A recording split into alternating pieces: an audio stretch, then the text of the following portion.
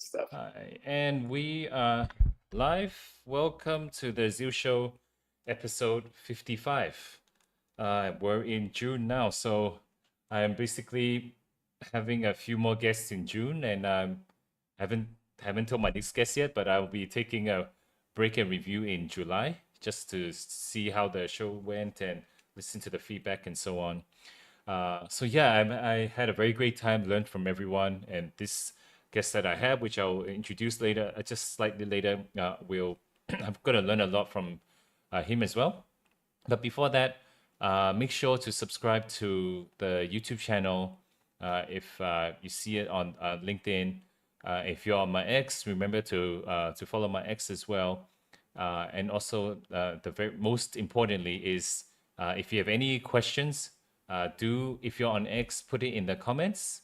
If you are on YouTube, put it in the comments underneath the live stream as well.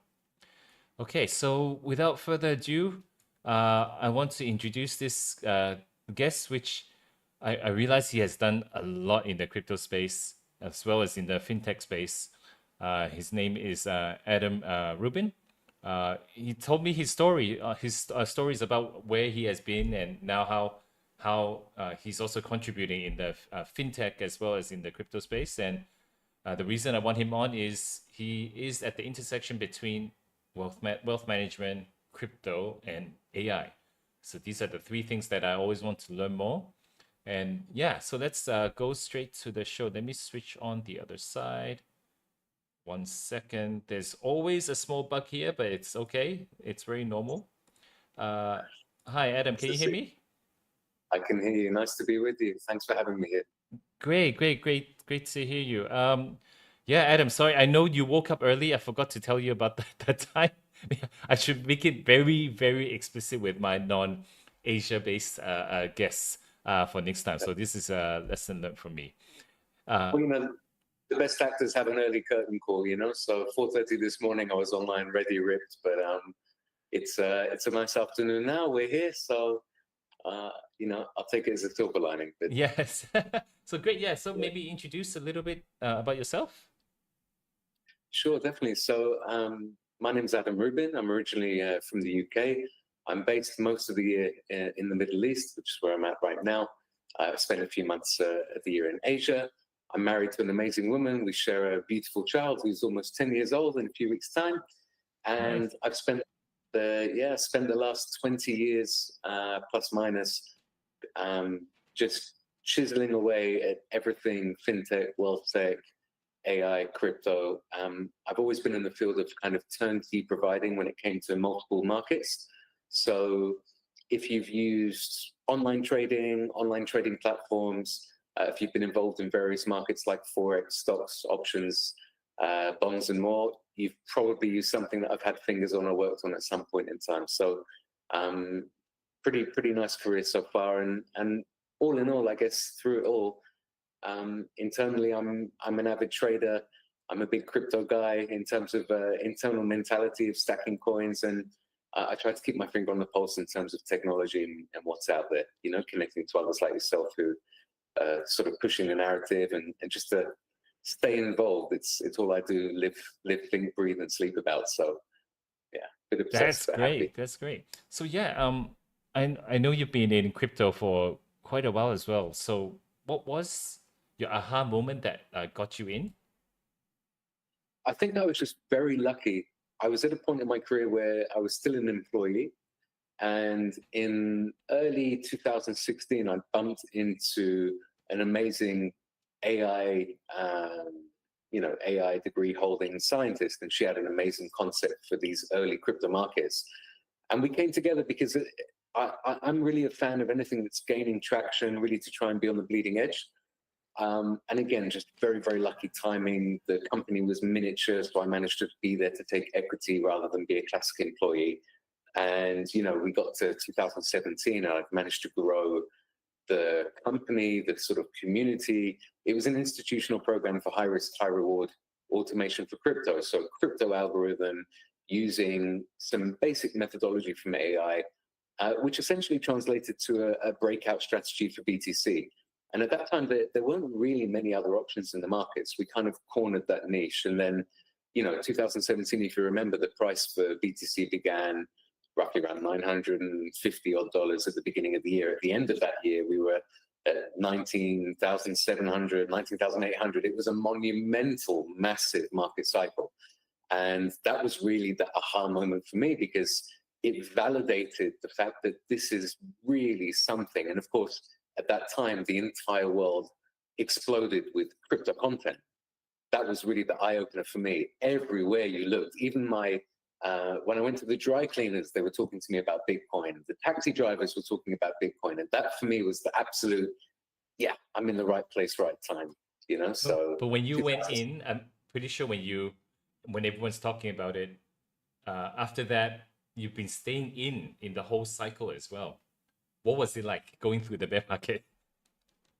Well, it's incredible, because I understood very quickly that this type of market created greed on an unprecedented level, because you need to understand that at the time we were multiplying the percentage profit that was being generated versus hodler.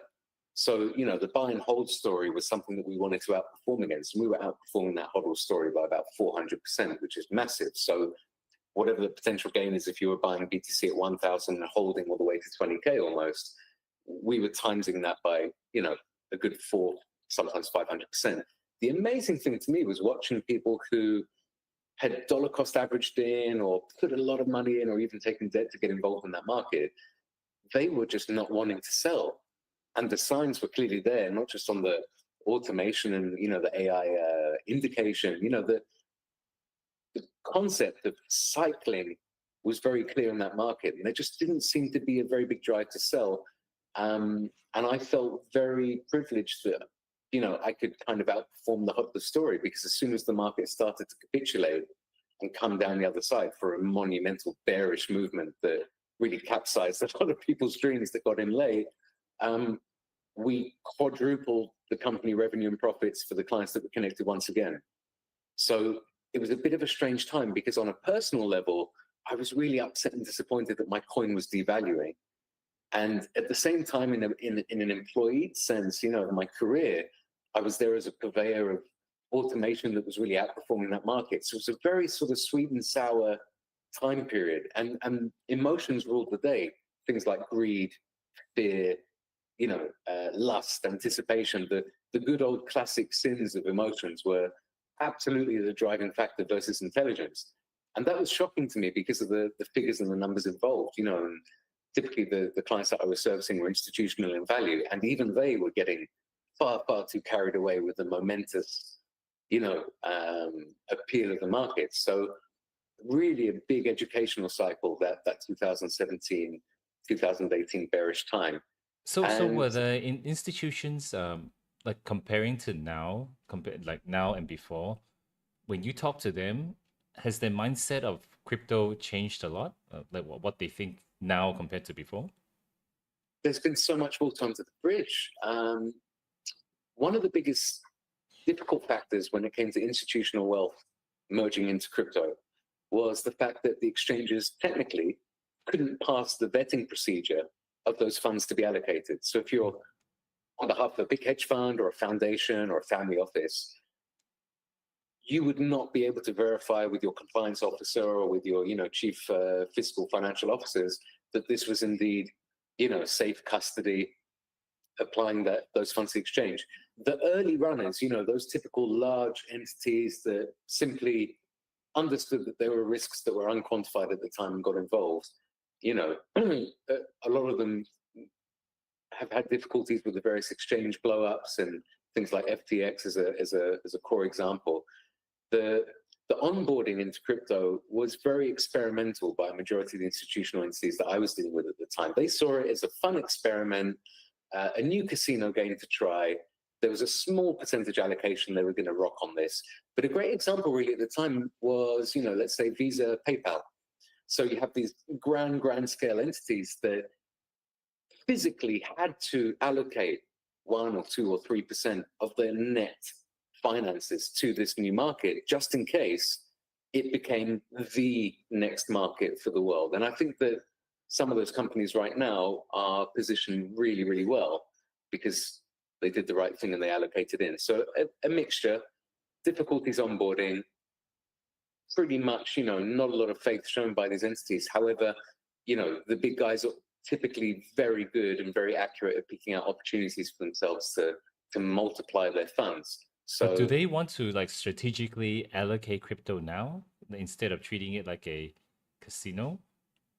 it's gone through lots of generative changes, but I think it moved on from that sort of casino sense, and then we saw the Ethereum launch out, which opened the door to further opportunities, not just in mining, but specifically, things like staking, and then stable coin, smart contract systems. There's been kind of chapter after chapter after chapter of the vehicles evolving into more of a traditional concept for them to allocate safer, for them to allocate in a more traditional or intelligent manner. So as each year has progressed and each cycle in this market has progressed, it's become ever easier for them to allocate very large scale capital. From what I've seen, they really appreciate things like stablecoin and the sort of cross-border digital issuance of payments, instantaneous payments with very, very little fuss and low fees and low risk. If you compare it to markets like physical gold, try to transfer $100 million worth of physical gold, that is an entire story. It might take you 3 to 6 months to get things in place to go make that transfer. So the digital issuance of funds and the digital holding of stablecoin is a massive attraction for the big, wealthy elite market. Interesting. For sure. So you also wrote a lot, I know, about the not just institutional wealth, but even generational wealth as well. So to you, what is that for crypto? Why I'm asking this is, as you said, crypto goes up and down quite a lot, but now we're getting closer to saying that it is the digital, well, at least for Bitcoin, is the digital gold. But how about the other cryptos and so on? Like, what is the definition of generational wealth to you? I've had changing opinions on this because as I saw further tokens and coins being developed, I was really believing at the time that, wow, each one of these tokens holds its own genuine value, and look at the DAO for this and look at the white paper for that. I really got very carried away and, had to learn a lot of lessons there. I've lost a lot of that personal faith in, various tokens, coins, contract systems, because in the end, the net value beyond token asset value just doesn't seem to have established. Generational wealth to me in crypto really relates more towards what I see us doing as a global populace. So for example, I love to read a lot of books. I really love paper hardback books, but I do have my Kindle from Amazon, and I'm able to digitally, take as many books as I really want with me and continue reading much more fluidly. If we look at financial methods of transactional payment, I think it's quite inevitable that things move more towards a digital future. And if you look at governments that are looking at CBDC coins in various ways to create digital versions of national currencies, I think the writing's on the wall. The regulators have opened up the doors for future development there.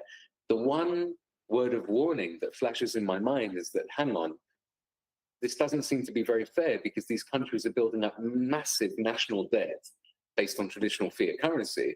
And as we all know, or we should know, every fiat currency that has ever existed over time goes to zero.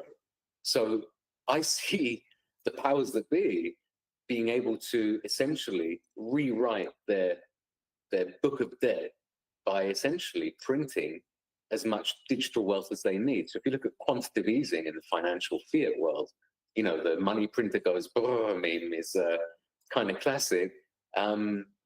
You look at what's happening in US debt, for example, it's absolutely gone parabolic. Man, look at the new bill. No, even Trump has changed. He wasn't the man that was there 4 years ago, 4 months ago. It's different already. No more debt ceiling, which means we will print as much as we want, keep printing, and that will keep the devaluing just as hard. We're all feeling the cost. It doesn't matter if you're in Singapore, or if you're in the UK, or if you're in various parts of Asia, even places like Thailand, Vietnam, we're all feeling the rising cost of inflation globally. And the thing is, that can't stop on the road that we're on.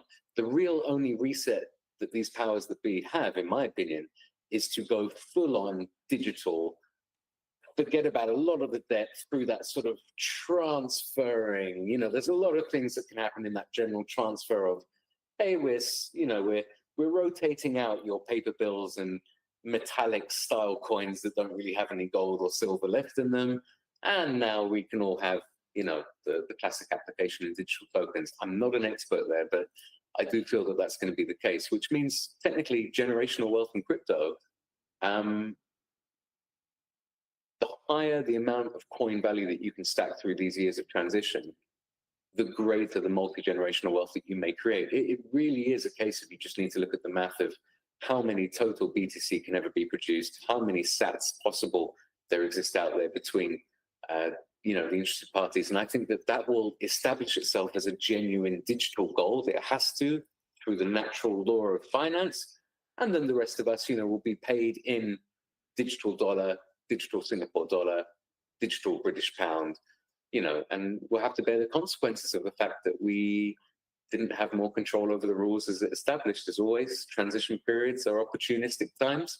Yeah. And, whether you're Trump or Angela Merkel or head of the ECB, well, it seems that that's where we're going. So I'm trying to stack as many coins as I can while kind of preparing the inevitable times ahead of digital transactions only and digital KYC only. Yeah, it's interesting because when I talk to my folks, it took a few years until this particular year that things really changed. Where they're saying, "Oh, but it's digital. Gold is still, it's still the main currency that we've been holding for thousands of years." And then there was news like on when Elon or different people saying that, "Oh, we can mine gold on the asteroids, or that there's new gold reserves coming up." And then they come and ask me, "So, Anson, what is the only thing that is finite?" I said, "You already have the answer. I've been saying it to you for the longest time. It's only Bitcoin right now. Okay, in terms of at least having a 10-year trend, or 10-year a track record. Yes, there will still be new ones coming up, but I hope it can be generational. But I don't know if you saw the post. Recently, there was a guy that tried to open his wallet. 8 years, I think, was staking in some sort of ether or something through a safe wallet. Opened it, and then basically the whole wallet was drained. I'm actually quite worried for my wallets that I'm stacking as well, because the problem right now is the tech that was written back then, right? Because you were stacking Bitcoin for so long, and suddenly you want to use new stuff that's happening right now when Bitcoin may have gone through a lot of changes. Something may go wrong. This risk is here, but for myself, I don't know how to solve this. It's very scary. I won't mention the name of the platform because I don't want to name and shame, but I unfortunately lost about 2 years ago 100 ether in a, let's say, well, not your keys, not your coin, essentially. So it was a private wallet for a specific platform and service, a big global giant service, and they lost the ETH because I'd ordered them to send from the standard wallet to the trade wallet because I wanted to switch the ETH to stablecoin at the time, which was the perfect right decision. But unfortunately, sometimes these mistakes happen. Whenever you need to update old software, update old wallets and the rest, I'll quote my wife on this one: prevention is the best cure. Yeah. So before you do anything, read, check, read again, check 3 more times, read again. And of course, like always, if you are into crypto in any way, shape or form, it's probably better to keep that information to yourself as much as you can, to keep your safety high. There's a lot of measures out there today that, personal information can be taken. The rise of AI is pretty scary. How you can create videos and even voice notes with someone's information. Identity theft is one part of the puzzle when it comes to draining wallets. So always my best advice is to try and keep things updated, even if you're not using them, so that you're not caught up, sort of 5 or 6 versions too late. And if and when you do need to move anything, take your time, take a week or 2 if it's needed, and just read and take care, and don't ever do anything in a rush. If you're rushing, chances are you can make a mistake, and mistakes in crypto are very lethal. There's a price to pay. Make one mistake, one address incorrectly, one sign in badly, and unfortunately those coins. Yeah. And it's worse when it's in the decentralized world, you try to look for help. The help looks like it's running in front of you, but they can be a scammer so many times.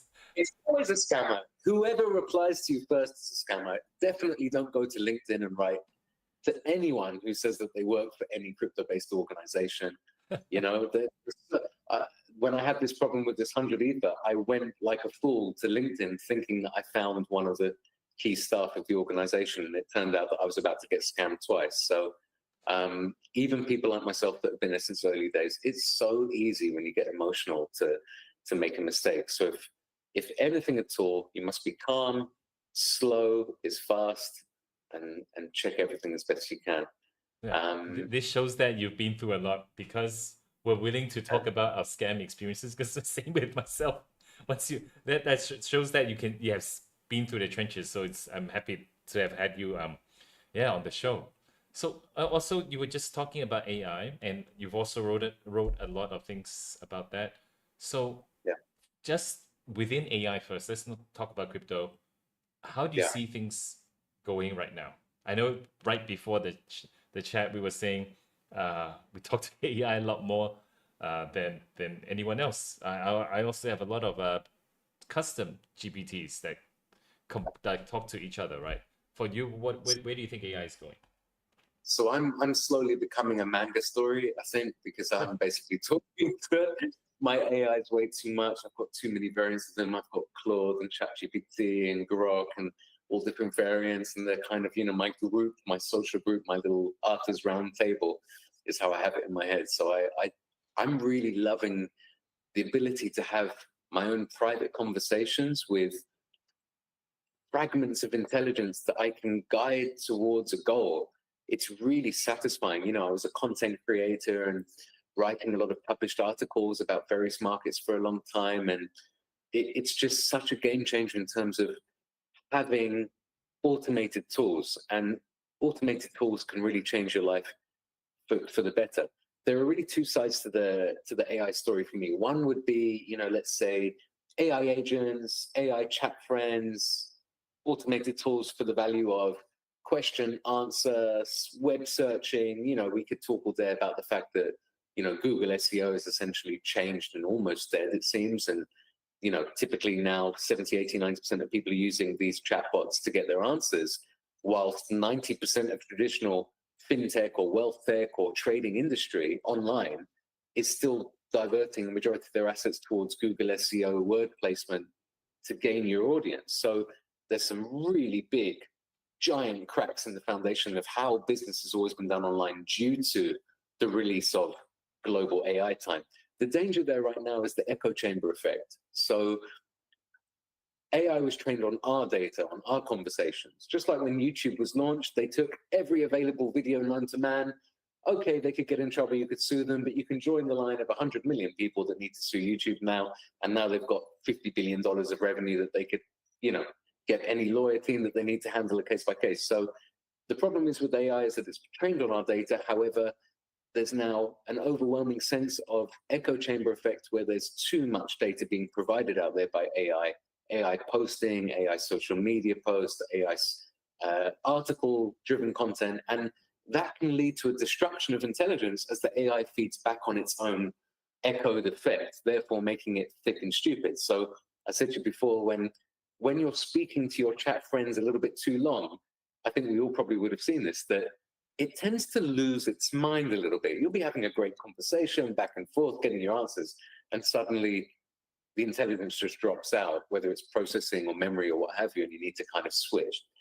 For me, the flip side, the other side of the coin for AI, and this is where I geek out, and this is where the hairs on my arm go up like crazy.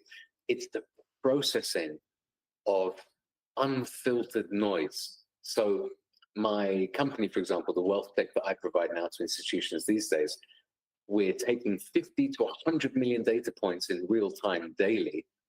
And we're crawling using things like Python software, Crawley, and then putting it into something called Vader to filter through that noise, get some base filtration. And then we're using NLP so that the machine brain can actually understand what this language is, the language processing side, so it can understand what emojis are, or what sarcasm is, and read the differences between. And from there, it's assigned a sentiment score and then pushed into the machine learning side. And the machine learning's job, it started very stupidly, as you might expect, because it didn't know anything, but we're now in year 3, and it is shockingly, frighteningly intelligent in terms of all of that raw data, noise, filtered, scored, and then put into the machine learning. And I use it for the process of, please tell me right now, is it a time to buy or sell US dollar? Is it a time to buy or sell euro dollar? So what I do is I take that filtered score and final judgment and feed it into traditional wealth management automation.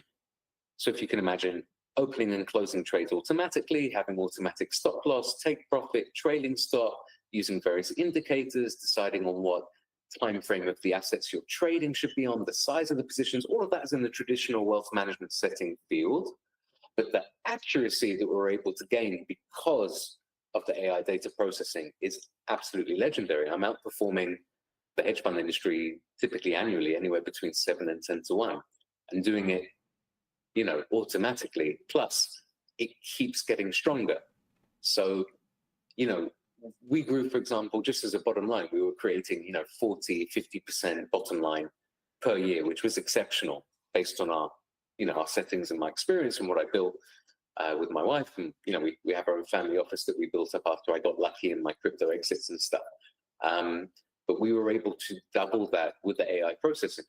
So the annual average went up to 80%. Last year, we achieved 93.5%. At the end of this year, we're projecting 120, 130%. And we're not talking retail land here, which, you know, we can make thousands of percent on various coins. And, you know, I like to mention things like Fartcoin is the 3rd highest traded coin.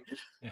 How can you take anything seriously like that? But whether it's a meme coin or whatever, you know, thousands of percent is not possible on an institutional risk profile with risk-averse action, with, you know, strategic thinking and placement. So creating up to 100% or beyond on tens of millions of dollars automatically, that is absolutely powerful and can change the nature, for example, of what's happening in VC allocation, family office allocation, hedge fund allocation, or even angel investing in general, where you write a check and send it off to a company and you hope it's the next Uber, and then you wait patiently 2 years, 3 years, 4 years, maybe you'll make a 3x multiplier or 10x multiplier as an investor. So instead of doing that, you can have an automated wealth tech that's powered through that processing of AI and essentially Would there be a process when you're like trying to build this up, the AI in terms of trying to even analyze the data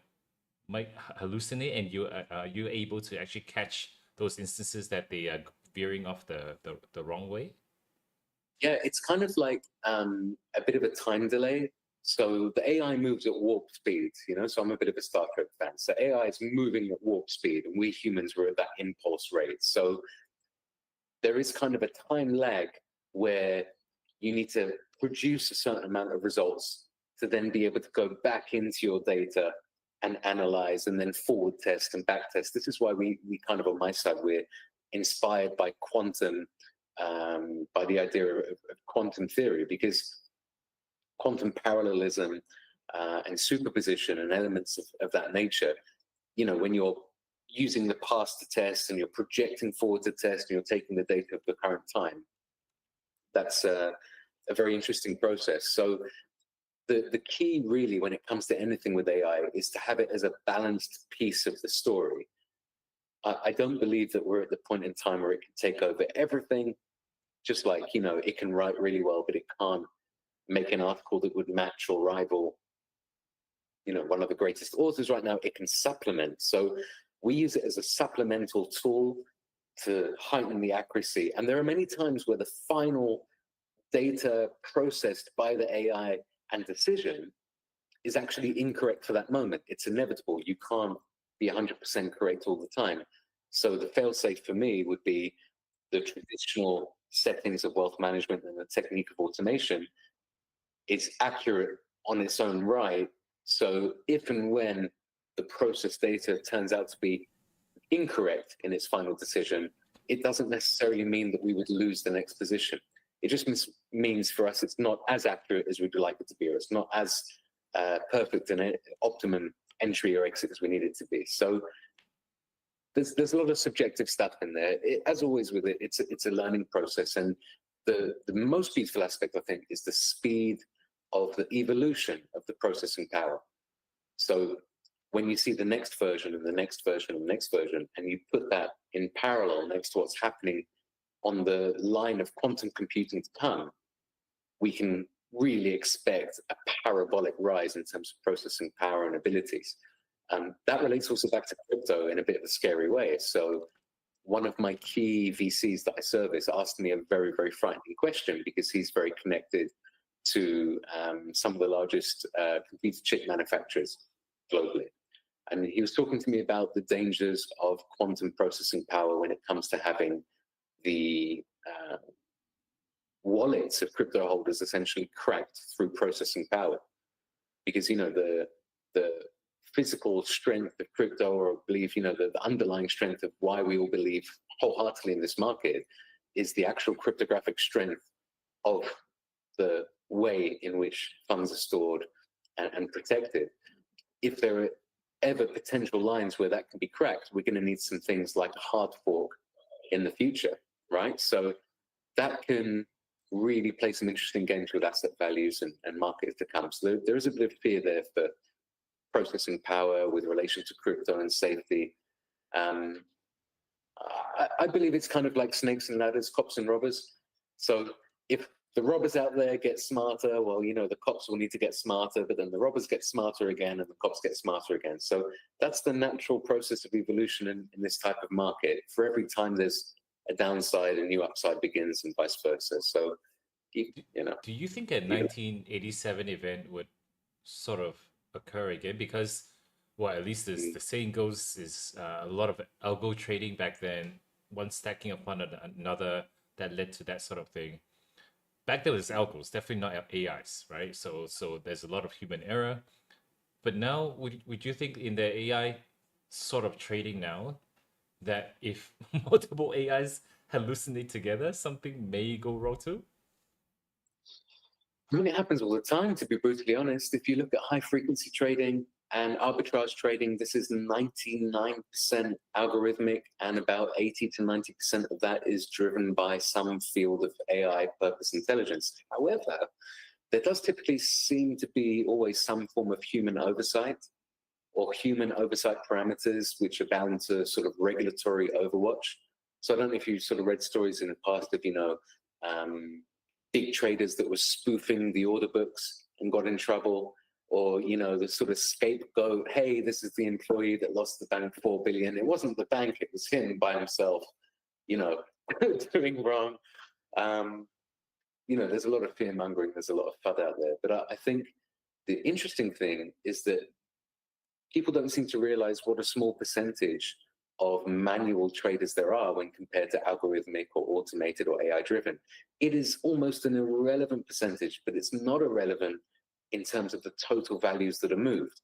So while retail/manual traders make up less than 5% of the total traders out there globally for any market that you look at, especially crypto, retail losses can generate roughly up to a third of the total market values that move, which is really quite a scary thing. Yeah. So, you know, generational wealth can be created, but it can also be lost. And that's something I think a lot of people are a little bit foolhardy about. I think we've all wasted some Bitcoin here and there if you've been around for the early days. We've all bought some crappy tokens. You know, my systems in 2017 were majority delivering on Binance, and we were using BNB token. So I can't explain why I didn't buy hundreds of thousands of BNB token at a few cents and then sell them for 700. You know, that one still stings. Or why I invested $250,000 into Stratis token, because I believed it would be the new Neo token, which I believed would be the new Ether token. And, you know, you get in the rabbit hole. But as always, I try to stay balanced. You know, along with the fear, there should also be a lot of hope. Hope is a great driving factor, and a lot of patience, and some, you know, not to have too much hubris. You can always learn more, you know, to do better.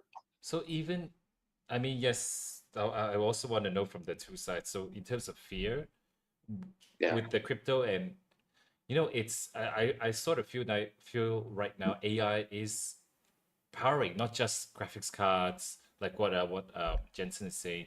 It's also powering the crypto ecosystem, trading Mm, systems, or even learning about data. Even from a compliance perspective of my previous colleagues and in the space, we are all using AI. I've also taught some of my old team members to rehearse meetings with regulators using AI. mm, You put a persona of the regulator and just talking to them, you'll learn quite a lot, right? yeah. So, what is it that right now that you think we may be going a bit too far, or what is it that you fear the most of these two things together? I think wow, such great questions, tricky ones too. Um, I'm not a social media fan. I'm a private man. I've got my business profile on LinkedIn. Happy to connect with anyone there in the field or the industry anytime.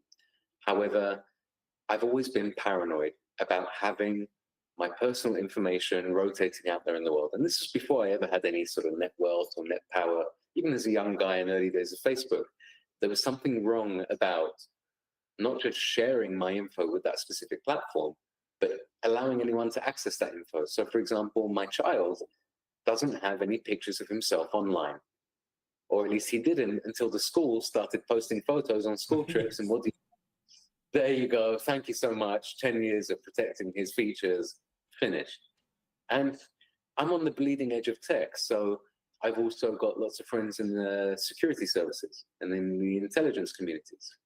So a tiny bit of personal info, such as photos, your recorded voice, your location or activity, can be manipulated in ways that are just absolutely sci-fi in all of the worst of ways. So AI is an extremely dangerous, frightening tool or weapon in the wrong hands.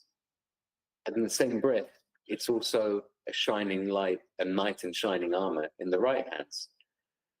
Typically, I've seen in this life, in my, I'm 39 years alive, that it tends to be the darkness comes first before the dawn. I think that's as corny as it gets. So first the crap and then the solution.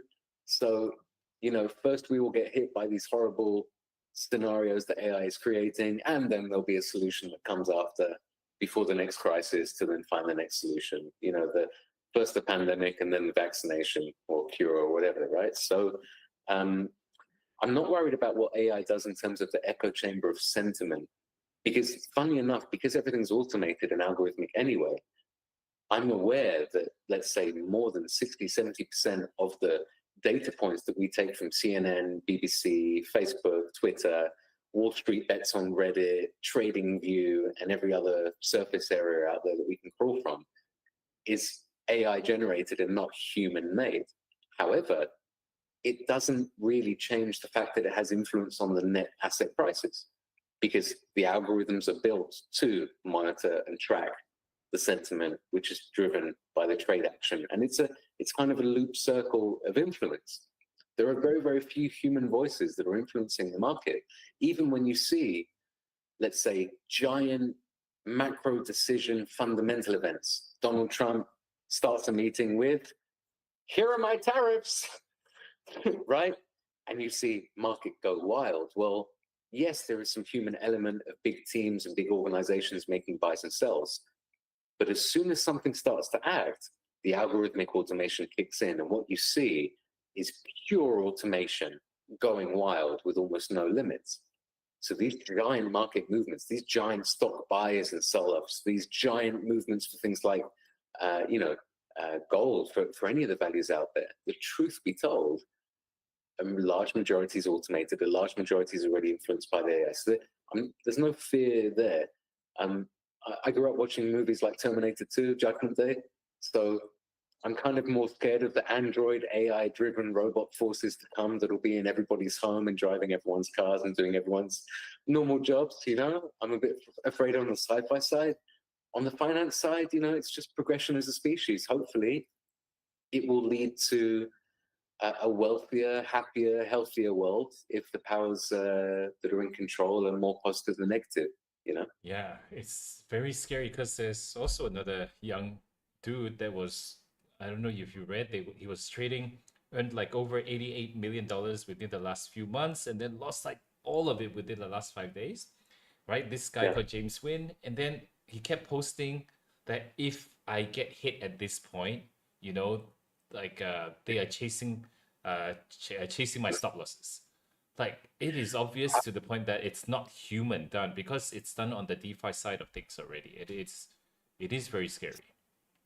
Funnily enough, there is some human element there. So I've got a story to tell on that one. I've been monitoring his trades since the beginning of this saga because I'm plugged in. As soon as I started to see him posting where his stop losses were, that's where I was aiming my personal positions. Yeah, true. Right? True. The moment I caught wind of that story, and I caught it very early, I simply aimed for his stops. So what happened with that specific trader is he made the big mistake of oversharing.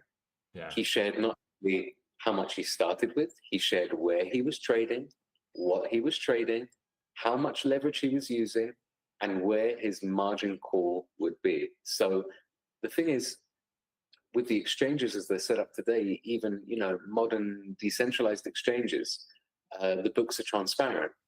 So human and automation alike can hunt for any part of that book. So there's no hiding. Now, recently, the master of the universe, I call him, the CEO of Binance, decided to post that what we really need is a non-transparent exchange of the future. He wrote something like, someone should create an exchange where the order books are essentially private. So there's a lot of sort of technical stuff going on there. But him specifically, this trader James, I'll tell you the worst part of the story for me. It's not the inevitable gambling and losing, because that was guaranteed. If you've ever seen anyone play blackjack and do double or nothing, you know what's coming, right? Again, and it's gone. Obvious. It's like he's trying to get people's sympathy now by saying, you see, I do that, I'll lose. You see, I'll do that, I'll lose. And he keeps showing all the data out. There are two things that happened that are awful after this. Number one, he started to shill, I think it was Moonpig coin. And number two, he started to ask for donations to, quote, beat the global cabal at their own game, end quote. He received over $2 million of donations to his wallet. This is after he blew everything.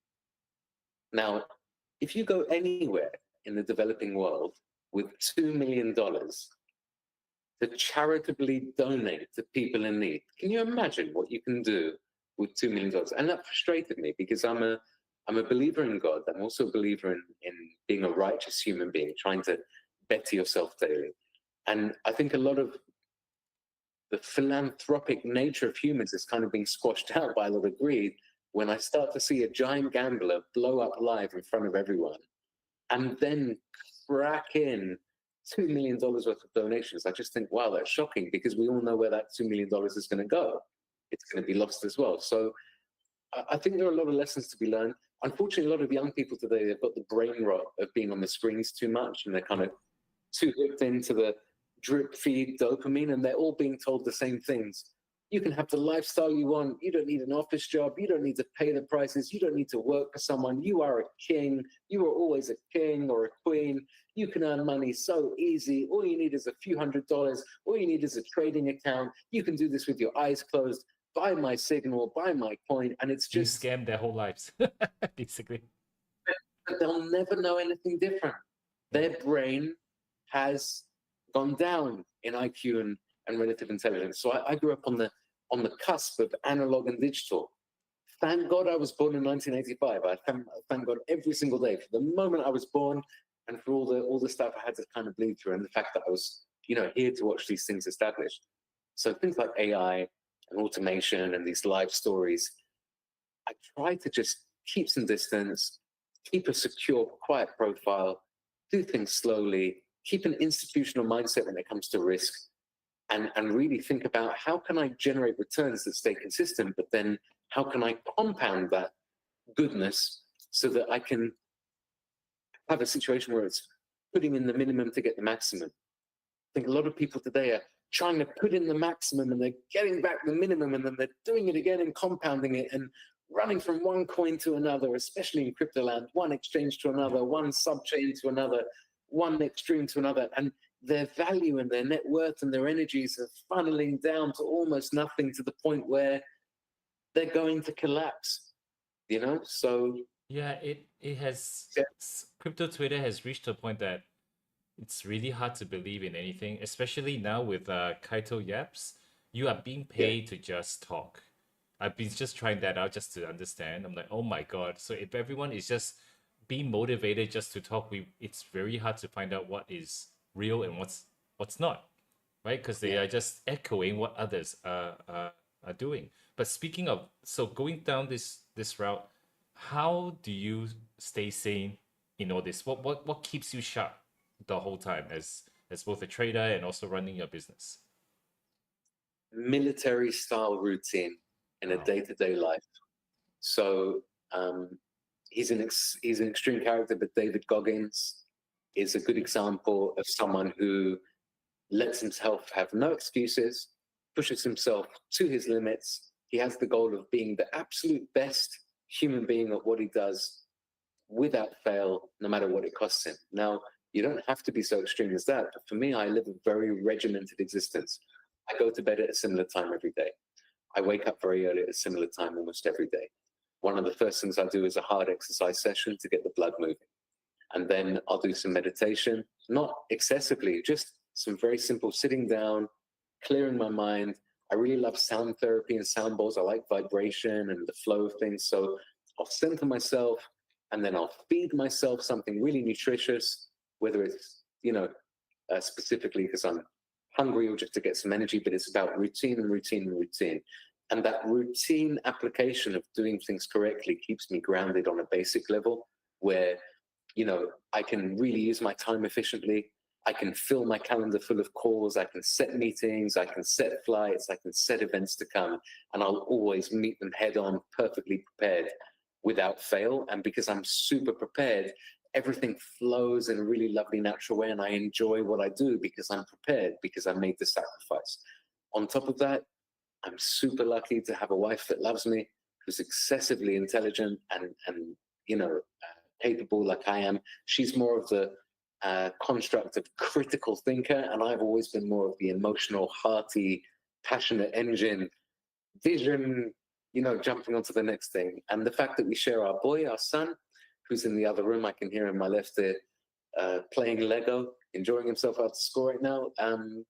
Family is hypercritical, whether you've got kids or you don't, whether you've got a life partner or you don't, whether you're really, in great contact with your family or not a problem. There are many types of family in this life. So even for those that really don't have that traditional family setup, there's always going to be someone who you can classify in your heart as family. So, having a good base, keeping good discipline, looking after your body, feeding yourself correctly, making sure that you take time to read, that you stay organized so that you don't, feel out of place or rushed.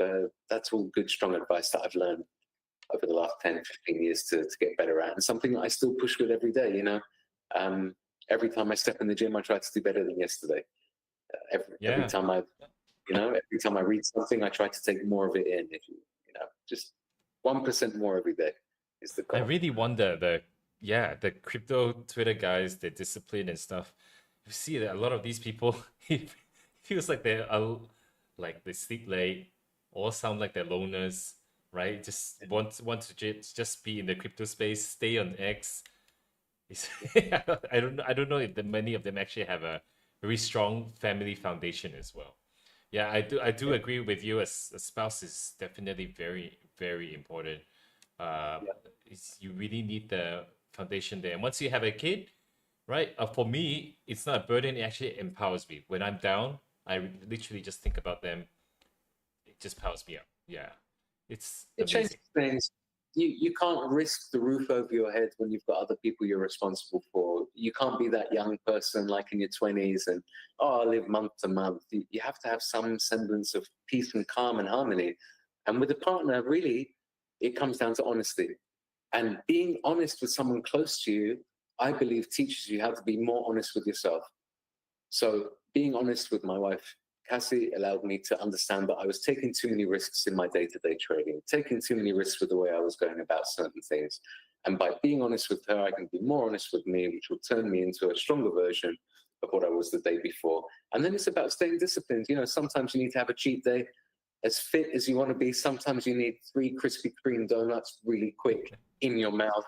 As much as you don't want to gamble on crypto markets and you just want to stack BTC, sometimes you might want to buy that fart coin, meme coin, Pepe coin, because sometimes you need a bit of spiciness, you know. But the truthfulness, and I think also believing in the fact that there must have been a creator. I don't know. I'm not an ultra religious person. I'm a spiritual one. I believe there's more than just an empty, vast universe, and we are just a statistical chance and a chance and a chance and a chance to be here.